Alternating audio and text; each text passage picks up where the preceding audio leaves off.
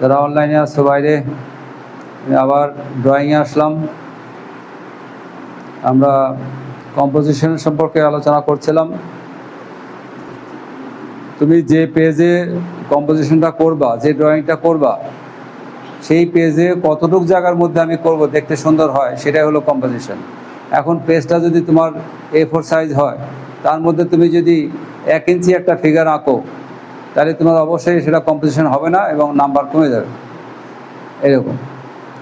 আর কাগজটা A4 size, তোমার ড্রয়িংটাও A4 সাইজের, তাহলে কাগজের ড্রয়িং আঁটছে না, এটাও তুমি নাম্বার কমে যাবে। তাহলে আমি নাম্বার কতটুকু আঁকলে পরে আমার দেখতে সুন্দর হবে, সেটাই কিন্তু কম্পোজিশন।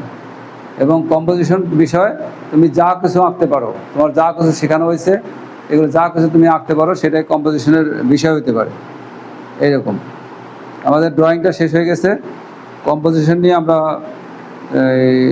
করছিলাম, আলোচনা করছিলাম। কম্পোজিশনে তোমাদের আছে বিষয় হলো স্টিল লাইফ, যেন জড়জীবন,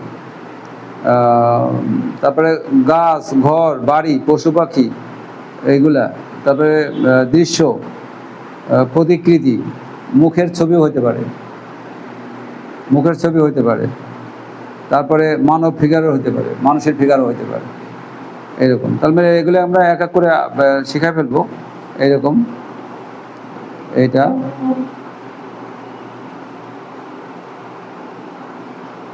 স্টিল লাইফে আমি তোমাদের দেখাইছি, এরকম এর আগে ওইটাতে দেখাইছি। ঘর বাড়ি দেখানো হয়ে গেছে, পশু পাখি দেখানো হয়ে গেছে, এটা দুটোই হয়ে গেছে, দৃশ্য হয়ে গেছে। এখন শুধু দেখানো হয় নাই প্রতিকৃতি, মানে পোর্ট্রেট। মুখটা আমি কীভাবে, মুখটা আজকে দেখাবো না, মুখটা সামনের দিনে দেখাবো। এই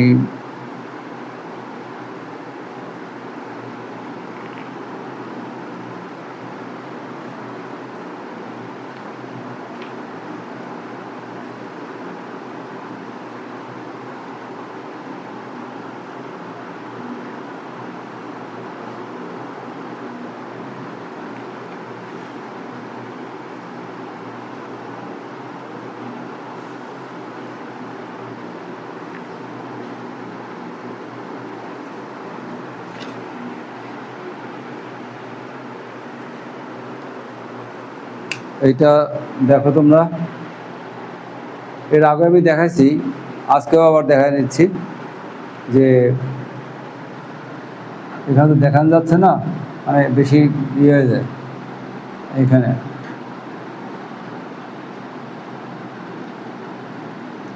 আমি এই হাতে আমি একটা পেন্সিল ধরে আছি, আমি সেটা দেখাচ্ছি তোমাকে এই হাতে।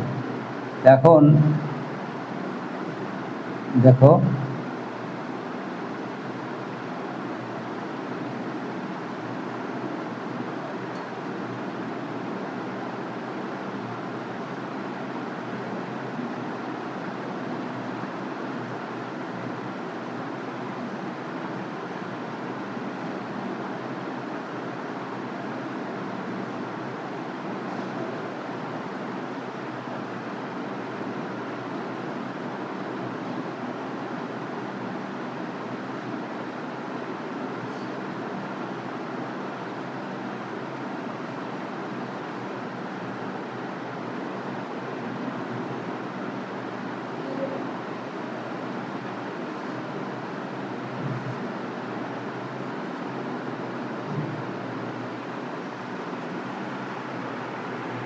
আমি এটা হাতের শেপ নিয়ে আসলাম। এই আমি এইভাবে নিয়ে আসতে পারি।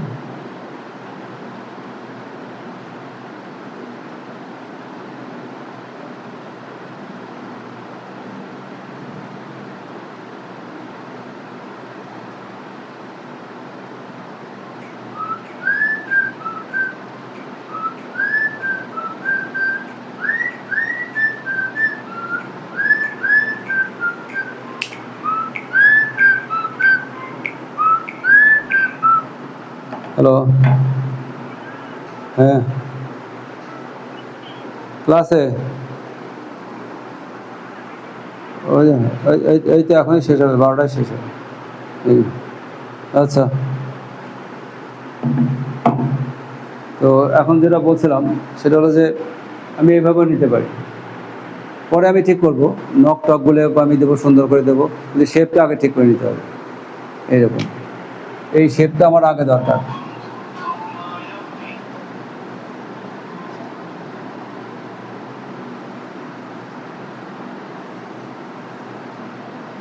এই শেপটা আমার আগে দরকার, বুঝতে পারছো? এই শেপটা আমার আগে ঠিক আসলে পরে আমি পরে নখ টকগুলো আমি পরে দিতে পারবো।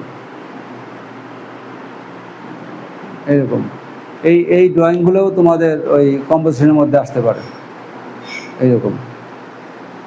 এইটা আর এইটা করতে গেলে পরে কি করতে হবে, আমি তোমাদের একটা রাস্তা দেখা যাচ্ছি, সেটা হলো যে হাত এরকম ধরে বা কলম এরকম ধরে এর একটা ছবি তুলবে,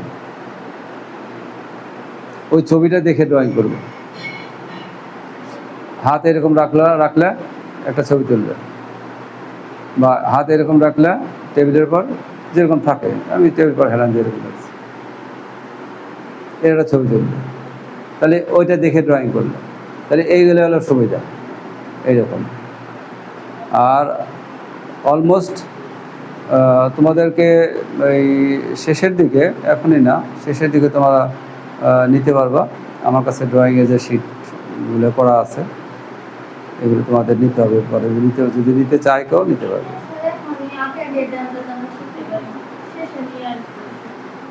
এটা এখন করতে হবে, লিস্ট করতে হবে যে মানে কাদের কাদের দরকার, সেই অনুযায়ী নাম দিয়ে একটা লিস্ট করে দিলে আমি সেই কটা ফটোকপি করে, এখন তো ফটোকপি করতে হবে।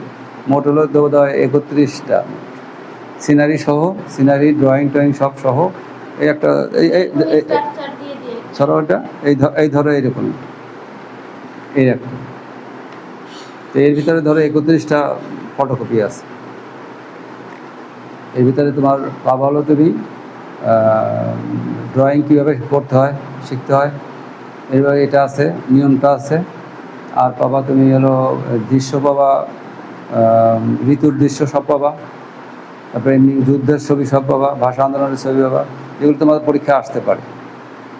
তারপরে ভাষা আন্দোলনের ছবি পাবা, তারপরে তোমার এমনি সাধারণ কিছু কমন দৃশ্য আছে সেইগুলো পাবা, নকশা পাবা, ডিজাইন, মানুষ কীভাবে আঁকতে হবে, হ্যাঁ সব ওগুলো দুটো শীট আছে, একটা প্রাণীর উপরে, একটা মানুষের উপরে, এই সব সহ আছে এগুলো। কিন্তু আমি আগে দিচ্ছি না যে আগে কিছু তোমাদের জানায়নি, শেখায়নি এরকম, ঠিক আছে? তাহলে এইটা তোমাদের হলো ওই খরচটা আমাকে দিতে হবে।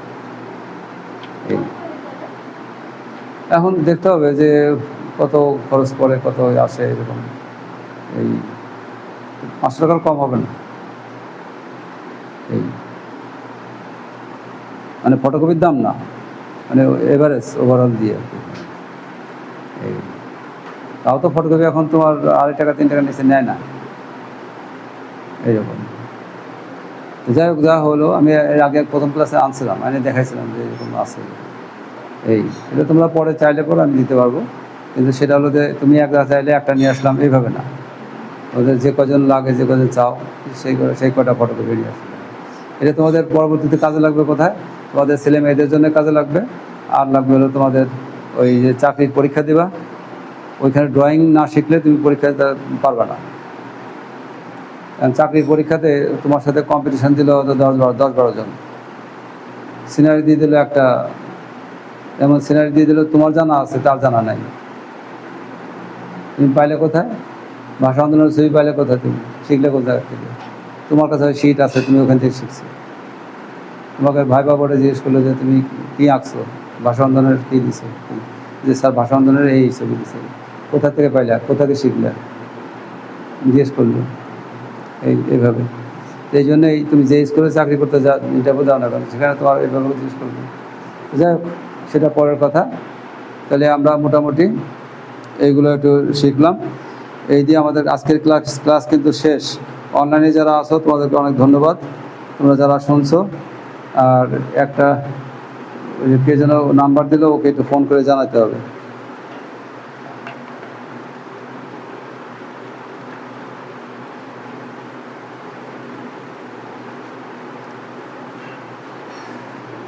ঠিক আছে,